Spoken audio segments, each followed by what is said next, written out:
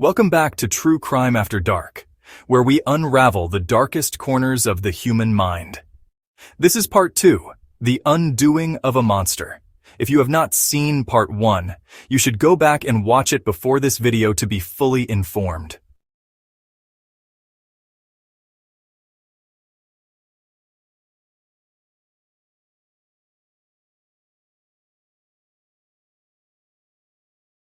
When Jeffrey Epstein walked out of jail in 2009 after serving just 13 months, many assumed, or hoped, that his life of privilege was over. His name had been in the papers. His crimes had been exposed. Surely he would become a pariah, but Epstein was no ordinary man. Despite the scandal, despite the dozens of survivors, he slipped back into the very world that had shielded him for so long. Epstein wasted no time re-establishing himself. He returned to his sprawling Palm Beach mansion and his towering Manhattan townhouse. He still had his private jets. He still had his private island, Little St. James, in the Virgin Islands. He still owned his massive New Mexico ranch. And once again, his homes became revolving doors for visitors. Survivors later said that Epstein's manipulation system never really stopped. The cycle of recruitment, grooming, and control continued, just as it had before. At his Manhattan townhouse, staff and neighbors noticed the constant arrival of young women, many appearing to be teenagers. In Palm Beach, the flow of visitors resumed. On Little St. James, boats ferried Epstein and his guests back and forth across the turquoise water, hidden from public view. Even after the 2008 conviction, Ghislaine Maxwell remained at Epstein's side. Survivors described how she continued to recruit and groom young women for him, presenting herself as both glamorous and trustworthy. One chilling detail emerged from New York. Maxwell was sometimes seen pulling over her car to approach young girls on the street, just as she had in the 1990s. She would strike up conversations, asking about their interests, their ambitions, their plans for the future. She spoke of modeling, scholarships, exciting opportunities, and then she would invite them into Epstein's world. Survivors from London, Paris, Florida, and the Virgin Islands later described eerily similar experiences. Maxwell wasn't just Epstein's companion. She was a key architect of his recruitment machine. Connections untouched. You might think Epstein's powerful friends would have abandoned him after his conviction, and some did, publicly at least. But disturbingly, many did not. Epstein continued to host dinners and gatherings attended by billionaires, academics, politicians, and celebrities. Photographs from this period show him with figures whose names carried global weight. He funded research projects and donated to universities, including Harvard. He cultivated relationships with scientists, offering money for cutting-edge experiments in genetics and artificial intelligence. By surrounding himself with brilliant minds, Epstein tried to reshape his public image from convicted offender to philanthropist and visionary. His private jet, nicknamed by some as the Lolita Express, continued to ferry guests around the world. Passenger logs later revealed names of celebrities, businessmen, and even politicians. While not all passengers were involved in crimes, the sheer volume of elite names raised questions. Why were so many powerful people still associating with a man who had been convicted of exploiting minors? On Little St. James, the private island, survivors later testified that Epstein continued to bring young women there, away from prying eyes. The island had a main mansion, guest houses, and a curious temple-like structure with blue and white stripes, which became the subject of endless speculation. Staff described how everything on the island was tightly controlled, with Epstein monitoring movements and visitors carefully. For years, despite his conviction, Epstein managed to keep his world intact. Mainstream media rarely touched the story. Survivors who tried to speak out were ignored, silenced, or buried in lawsuits.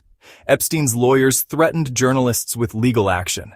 It wasn't until nearly a decade later that the silence began to shatter, thanks to a small group of survivors and the relentless work of investigative journalists who refused to let the story die. In 2018, the Miami Herald, led by journalist Julie K. Brown, published a groundbreaking series of articles titled Perversion of Justice. The series exposed the details of the 2008 plea deal, the failures of the justice system, and, most importantly, the voices of survivors. Women who had been silenced for years now had their stories told to the world. The impact was immediate. Public outrage exploded. Politicians were forced to answer questions. And suddenly, the Epstein case was back in the headlines, bigger and louder than ever before. The survivors who had once felt powerless now had a platform, and the world was finally listening. For nearly a decade after Jeffrey Epstein's 2008 conviction, the story seemed to fade from the spotlight. He had served his minimal sentence, returned to his mansions and private jets, and quietly reassembled his world of influence. But beneath the surface, anger was building. Survivors had not forgotten. Families had not forgotten. And a small group of journalists refused to let the case disappear into history. In 2018, investigative journalist Julie K. Brown of the Miami Herald began digging into Epstein's story. She had questions. How could a man accused by dozens of survivors receive such a light sentence? Why were survivors not told about the plea deal? And what role had powerful lawyers and politicians played in protecting him? Brown and her team poured through thousands of pages of documents, court filings, and police reports. They tracked down survivors, many of whom had been teenagers when Epstein exploited them, and asked them to share their stories. The result was a bombshell series of articles titled Perversion of Justice. Published in late 2018, the series laid bare the corruption of the 2008 plea deal and gave a platform to survivors who had been silenced for years. For the first time in years, survivors' voices were front and center in national media. Their accounts were raw, emotional, and horrifying. They described how Epstein lured them with promises of modeling jobs, tutoring, or financial support, only to pressure them into cycles of S. Some recalled being recruited by friends who had already been trapped in the system, creating a pyramid-like network that fed Epstein's demands. Others remembered Maxwell's presence, noting how she used her charm to make Epstein's world seem glamorous and safe. The stories were remarkably consistent. Survivors across different states and even different countries described the same pattern: recruitment, the massage, the coercion, the silence. One survivor said, "I felt like I couldn't say no. He had so much power and I was just a kid. Who was going to believe me?" Another recalled how the money clouded her judgment at first. $200 felt like a fortune at that age. By the time I realized what was happening, I felt trapped. Their testimonies shattered the illusion that Epstein was merely guilty of bad judgment. They revealed a systematic exploitation network that had operated for decades and had been shielded by wealth and connections. The impact of Brown's reporting was immediate. Outrage spread across social media, cable news, and even political circles. People demanded to know how the justice system had failed so completely. Protesters gathered outside Epstein's homes. Politicians called for investigations. Survivors began filing lawsuits again, emboldened by the renewed attention. And Alexander Acosta, the prosecutor who had signed off on Epstein's 2008 deal and was now serving as U.S. Secretary of Labor, found himself under fire. Critics demanded his resignation, and he was forced to defend his actions in press conferences. The Miami Herald series didn't just reignite public outrage, it put prosecutors back on the case. Federal authorities in New York began reviewing evidence, and FBI agents reopened investigations. Survivors who had once felt ignored were now being interviewed again. By early 2019, the pressure was undeniable. The system that had once shielded Epstein was beginning to crack. The question was no longer if he would face charges again, but when. And in July 2019, the world got its answer. If you're finding value in these stories, please subscribe and hit the like button so we can keep telling the truths that must be heard. By the summer of 2019, the pressure on Jeffrey Epstein had reached a breaking point. The Miami Herald's reporting had exposed the truth behind his 2008 plea deal. Survivors were speaking out louder than ever. Politicians were demanding accountability, and federal prosecutors in New York were quietly building a new case. On July 6, 2019, it all came crashing down. Epstein had just returned from Paris, stepping off his private jet at Teterboro Airport in New Jersey, the same jet that had carried celebrities, politicians, and royalty for decades. But this time, instead of assistants and chauffeurs waiting for him, federal agents were there. They arrested him on the spot. His home in Manhattan was raided. Inside, investigators found hundreds of photographs of young women and girls, some locked away in safes. They seized records, CDs, hard drives, and files. The evidence painted a chilling picture of a man who had never stopped his pattern of exploitation, not even after his conviction. Epstein was charged with sex trafficking of minors and conspiracy, crimes that carried potential sentences of 45 years or more. At age 66, this was effectively a life sentence if he were convicted. The indictment. The indictment laid out in stark detail how Epstein operated. He recruited dozens of young women, some as young as 14, through a network of assistants and associates. He paid them cash after each encounter. He pressured some of them to recruit their friends, ensuring a constant flow of victims. He used his wealth, his homes, and his influence to trap them. The language of the indictment matched what survivors had been saying for years. This time, it was official. The federal government was calling Epstein's system what it was, a criminal enterprise. Epstein's lawyers immediately argued for bail. They proposed house arrest in his $77 million Manhattan townhouse, with guards he would pay for himself. They claimed he wasn't a flight risk. Prosecutors pushed back hard. They pointed to his 2 private jets, his overseas properties, and even a fake passport found in his safe. The passport was from Austria, bore Epstein's photograph, and listed a Saudi Arabia address. Alongside it, investigators found piles of cash and diamonds, a clear sign that Epstein was prepared to flee at a moment's notice. Survivors also spoke at the bail hearings, urging the court not to release him. Their voices, powerful and emotional, carried weight. On July 18, 2019, the judge denied bail. Epstein was remanded to the Metropolitan Correctional Center, MCC, in Manhattan, a notoriously grim federal jail. For the first time in his life, Epstein was behind bars with no way to buy his way out. The arrest set off a global media frenzy. Newspapers across the world ran headlines. Television networks devoted hours to coverage. Social media erupted. Survivors who had been ignored for years were suddenly in the spotlight, their voices amplified on the world stage. They gave interviews, shared their stories, and demanded justice, not only for themselves, but for every young woman who had been silenced. But with Epstein in custody, questions began swirling. Would he name names? Would powerful people be implicated in court? How much damage could his testimony do to the world's elite? The answers to those questions never came, because just 1 month later, Epstein was found dead in his jail cell. The Metropolitan Correctional Center in Manhattan was a far cry from Epstein's mansions, private jets, and private islands. Built in the 1970s, MCC was notorious for overcrowding, harsh conditions, and chronic understaffing. Inmates described it as dark, filthy, and oppressive. For Epstein, who had spent his life surrounded by luxury, it was a nightmare.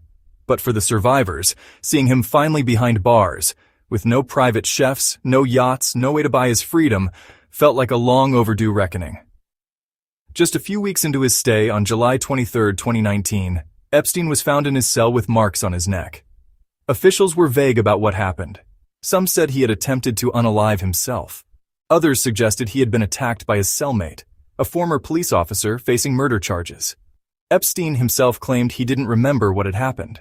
Regardless, prison officials briefly placed him on suicide watch, meaning constant monitoring, cameras, and checks every 15 minutes. But strangely, he was taken off suicide watch less than a week later, a decision that baffled experts. Instead, he was placed in the special housing unit, where inmates were supposed to be monitored more closely than the general population. As Epstein awaited trial, pressure mounted. Prosecutors revealed they had seized hundreds of photos of young women from his Manhattan mansion. More survivors came forward, emboldened by his arrest. Civil lawsuits multiplied. Behind the scenes, speculation grew that Epstein might cut a deal with prosecutors in exchange for naming names. If true, this could have sent shockwaves through the global elite. Presidents, princes, billionaires. Many had flown on his jet or visited his homes. What secrets might Epstein reveal if pressed? The possibility of testimony put a target on his back, whether from his own fears, his powerful associates, or a mix of both. In the early morning hours of August 10, 2019, Jeffrey Epstein was found unresponsive in his cell. Authorities reported that he had unalived himself by hanging. He was pronounced dead shortly after being transported to a nearby hospital. The official story was simple, but the details were anything but. The two guards assigned to monitor Epstein that night claimed they had fallen asleep and failed to make their required rounds. The cameras outside Epstein's cell block, the very ones that should have captured the night's events, were reportedly malfunctioning. Epstein had been taken off suicide watch just days earlier, despite the earlier incident. The coincidences piled up, and with them, suspicion. The aftermath of his death. The reaction was immediate and explosive. Headlines blared around the world. Survivors were devastated, robbed of the chance to face him in court. Conspiracy theories spread like wildfire, fueled by the suspicious circumstances. The phrase "Epstein didn't unalive himself" became a cultural phenomenon.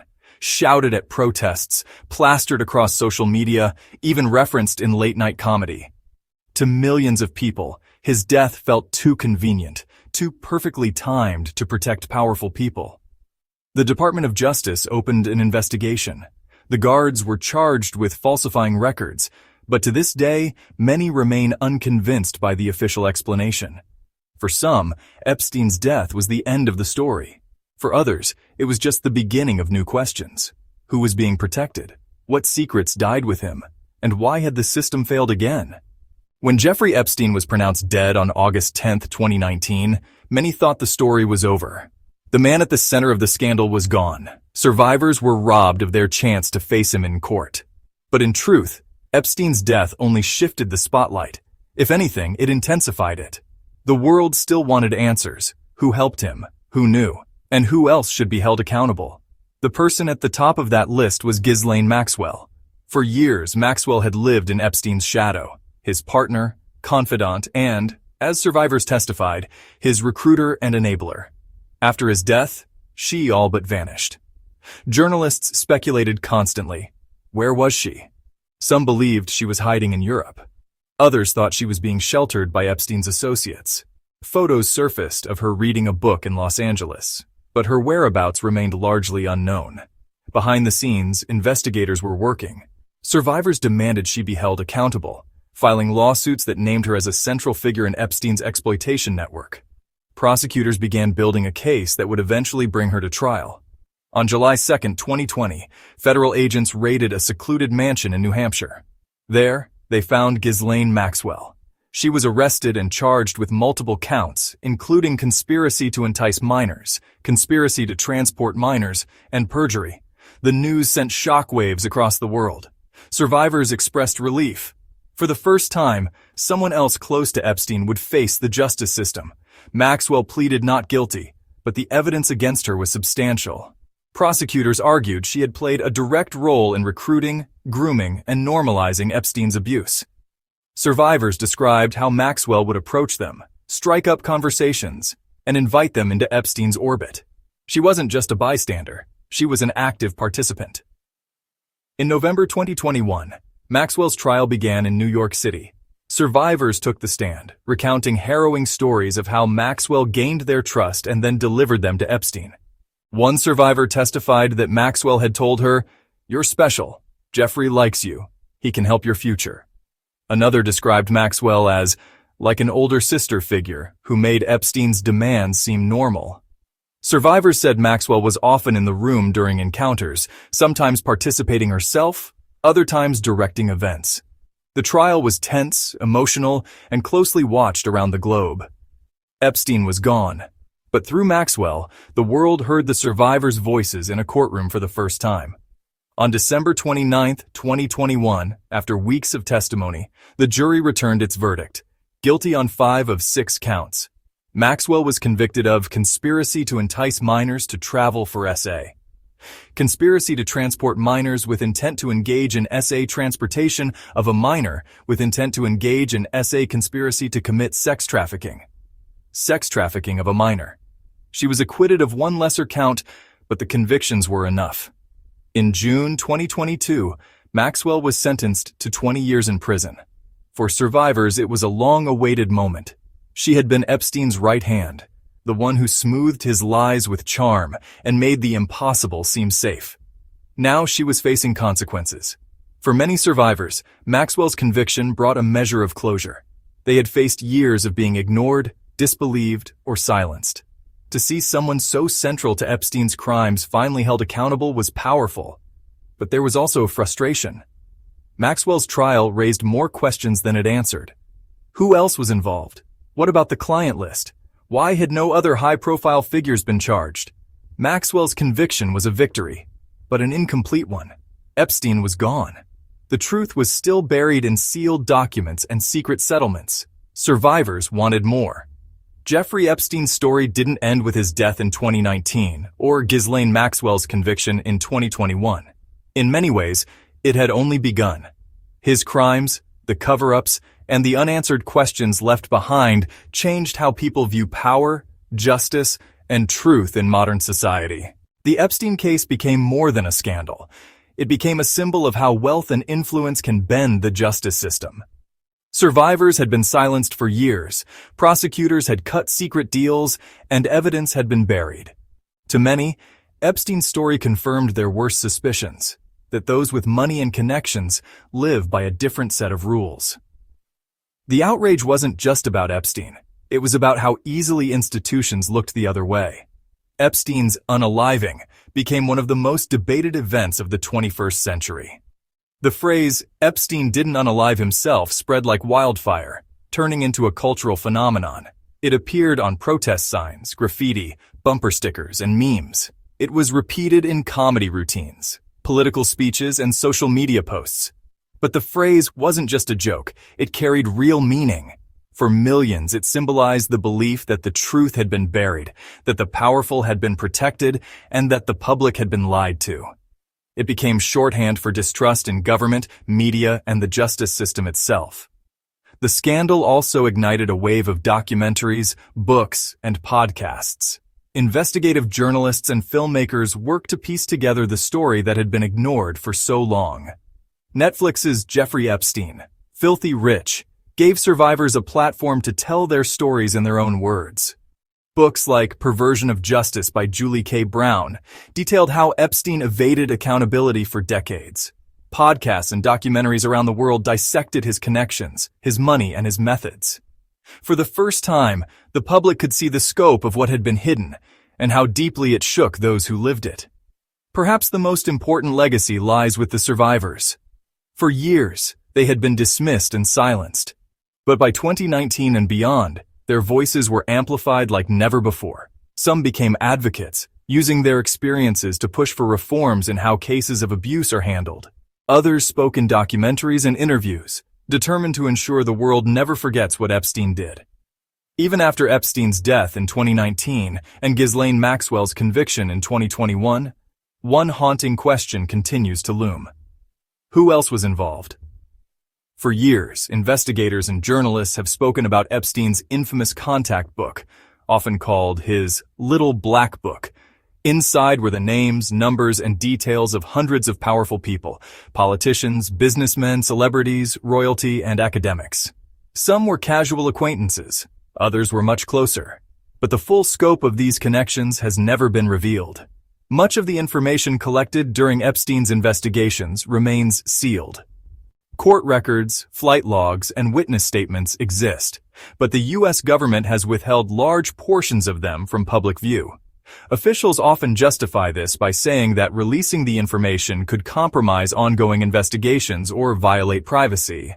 But to survivors, these explanations feel hollow. Why, they ask, has only Epstein and Maxwell been held accountable when so many others clearly spent time in Epstein's world? Why have those who allegedly enabled or participated in his crimes never been brought into the light? The secrecy has fueled anger, distrust, and speculation. For many, it feels like proof that the powerful are still being protected. If the government won't provide transparency, survivors are determined to do it themselves. In recent years, many have begun speaking out publicly, naming the names of people they encountered in Epstein's orbit, sharing their stories in interviews, podcasts, documentaries, and lawsuits. Some survivors have even begun compiling their own lists, not just of clients, but of enablers, recruiters, and high-profile figures who turned a blind eye. While not every name on these lists represents someone guilty of crimes, survivors believe the world deserves to know who was in Epstein's circle, who visited his homes, and who may have looked the other way. It's a form of reclaiming power. For decades, Epstein and his allies controlled the narrative. Now, the survivors are writing the record themselves. The fight for truth continues in courtrooms and the press. Survivors are still filing lawsuits. Journalists are still pushing for sealed records to be released. And the public is still demanding answers about the client list and the people Epstein once surrounded himself with. For many, the story won't truly be over until every name is known, every enabler exposed, and every survivor heard. Jeffrey Epstein is gone. Ghislaine Maxwell is behind bars. But the larger system that protected them, the culture of silence, corruption, and power without accountability, still lingers.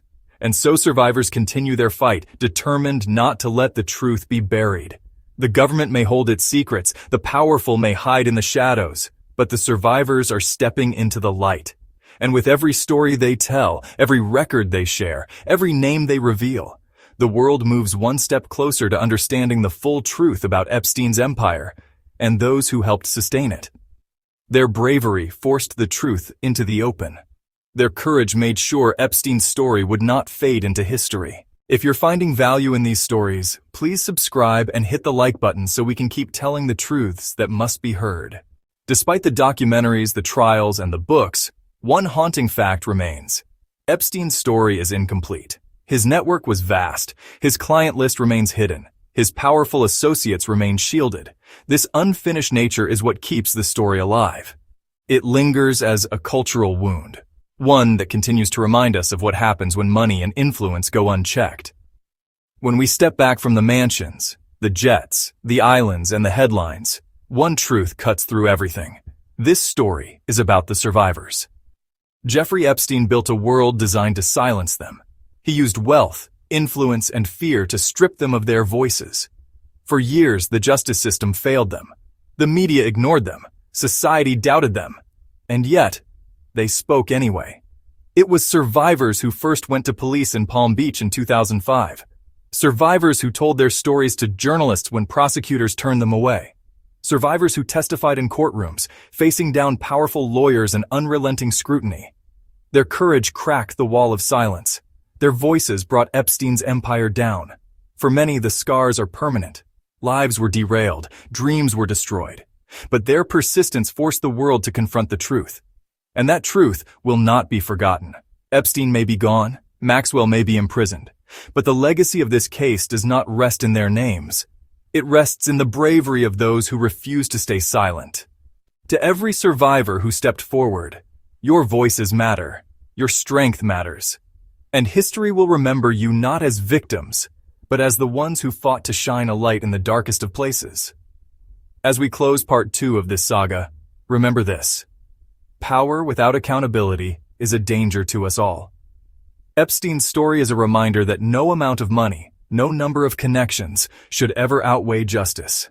And though much remains hidden, one truth cannot be buried. Survivors spoke, and the world listened.